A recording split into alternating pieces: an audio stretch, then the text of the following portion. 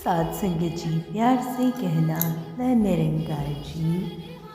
सात संगत जी, दासी रोज की तरह आप जी के समक्ष आज फिर एक बार सतगुरु बाबा हरदेव सिंह जी महाराज की अनंत अनंत शिक्षाओं पर आधारित पुस्तक गुरुदेव हरदेव भाग 2 लेकर आई है।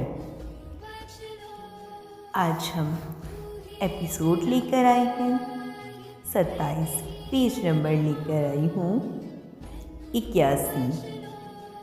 सात संगत जी, दासी जिस तरह रोज रोज आप जी के चरणों में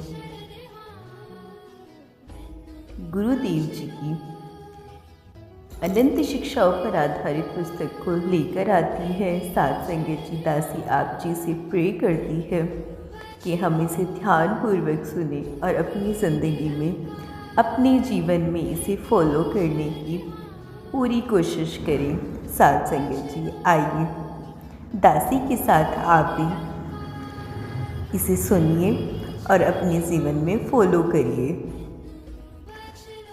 इस बात को सुनकर पुलिस के नौजवान और अधिकारी नतमस्तक होकर निवेदन करने लगे कि बाबा जी, आप हमें आशीर्वाद दें कि हम अपनी ड्यूटी को बड़ी लगन और ईमानदारी से निभा सकें। गुरुदेव अपनी मधुर मुस्कान बिखेरते हुए अपने विश्राम कक्ष की ओर बढ़ गए।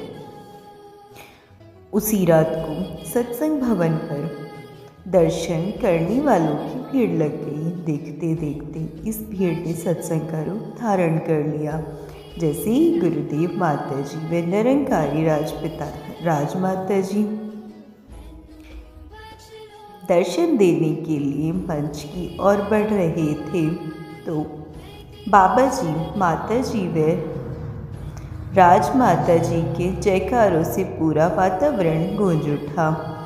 यहाँ मुंबई के संत कलाकारों ने अपनी कला का प्रदर्शन करके गुरुदेव की भरपूर आशीर्वाद प्राप्त की। वक्ताओं ने बार बार निवेदन किया कि पता नहीं चला कि कब 2 दिन बीत गए। बाबा जी, आप रहमत करो कि दिल्ली की तरह मुंबई में भी 3 दिन का समागम रखा जाए। बाबा जी के आशीर्वाद के साथ यह समागम का अंतिम कार्यक्रम भी बड़ी खुशी और उल्लास के वातावरण में संपन्न हुआ। सात संगत जी, अगले दिन 24 जनवरी को दोपहर को मुंबई से रवाना होकर सतगुरुदेव अपनी प्रचार यात्रा के समूह सहित बड़ौदा पहुँचे। यहाँ गुजराती महापुरुषों का बाहुल्य है। आज रात्रि विश्राम की व्यवस्था यहाँ ही की गई थी।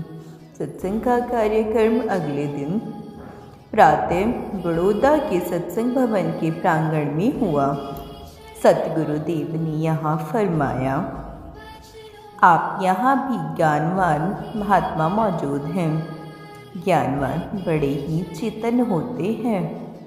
ये कोई ऐसा काम नहीं करते जिससे उनकी दुनिया से टक्कर हो। महापुरुष सबकी भलाई में अपनी भलाई के दर्शन करते हैं। दूसरों की खुशी और तरक्की को देखकर कूढ़ते या छलते नहीं, बल्कि उनकी खुशी और उनकी तरक्की को देखकर यही याचना करते हैं कि दातार, जैसे उन्हें आपने खुशियाँ प्रदान की हैं, तरक्कियाँ बख्शी हैं, हमारी भी झोलियाँ इन खुशियों और रहमतों से भरपूर करो। सात संगत जी, सत्य महापुरुष दातार प्रभु की ओर से जो कुछ प्राप्त होता है उसी में प्रसन्न रहते हैं। गिले शिकवे का भाव उनके मन में किसी कीमत पर भी जन्म नहीं लेता।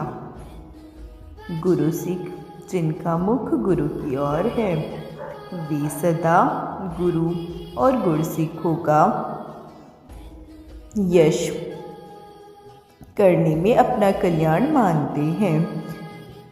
नफरत, निंदा का भाव तो उन्हें छू भी नहीं पाता। गुरसिक का जीवन बेदाग और बेलाग जीवन होता है। गुरसिक अपने इसी पवित्र जीवन से दुनिया को शुद्ध पवित्र करने में सफल हो जाते हैं। साध संगत जी, गुरुदेव हरदेव बड़ौदा के संतों महापुरुषों को दर्शन देते हुए शाम काल अहमदाबाद पहुँचे। यहाँ भारी संख्या में संत महापुरुष बड़ी देर से अपने सतगुरु की प्रतीक्षा कर रहे थे। भवन का हॉल और बाहर का आंगन संगतों से खचाखच भरा हुआ था। यहाँ बोलते हुए सतगुरुदेव ने फरमाया, संत महापुरुष सदैव नम्रता में रहते हैं, दास भावना को अपनाए रखते हैं। उनकी सदैव सीखने की भावना ही बनी रहती है, लेकिन जो अपने आप को पूर्ण समझ लेते हैं उनका विकास रुक जाता है। रात को भ्रमण करते समय वहाँ के प्रमुख महात्मा पूज्य भाई साहब घनश्याम दास जी ने बड़े ही अनन्य विनय के स्वर में गुरुदेव से प्रार्थना की, बाबा जी, अहमदाबाद गुजरात का लगभग सबसे बड़ा नगर है, परंतु हमारी संगत में न जाने 20-25 गुजराती परिवार जो पहले से ही मौजूद हैं, में आगे कोई बढ़ोतरी नहीं हुई।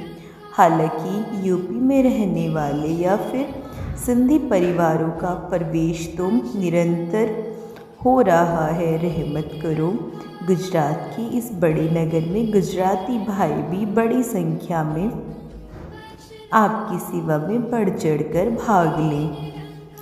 गुरुदेव ने बड़े गंभीर स्वर में कहा, आपकी यह चाहत अवश्य पूरी होगी, परंतु आप लोगों को अपने दायरे से बाहर निकलना होगा। किसी का बनकर ही किसी को अपना बनाया जा सकता है।